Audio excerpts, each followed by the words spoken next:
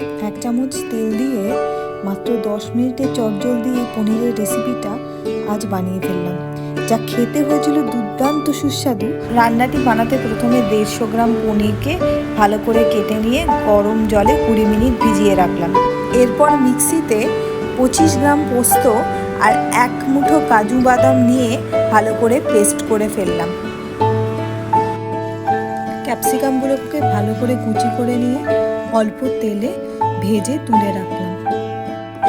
ওই তেলের মধ্যে গরম মশলা হিসেবে দারচিনি, লবঙ্গ, এলাচ একটু গুঁড়ো করে নিয়ে তেলে ভালো করে ভেজে পোস্ত আর কাজুর পেস্টটা দিয়ে একটু কষিয়ে নিলাম। দিয়ে একে একে লঙ্কা গুঁড়ো, পনির, আগে থেকে ভেজে রাখা ক্যাপসিকাম ও একটু মিষ্টি দিয়ে ভালো করে নাড়িয়ে নামানোর আগে 1 চামচ ঘি দিয়ে নামিয়ে নিলাম। আপনারাও বানিয়ে ফেলুন এত সুন্দর রেসিপিটা একবার বাড়িতে, আর আমাকে কমেন্ট করতে ভুলবেন না।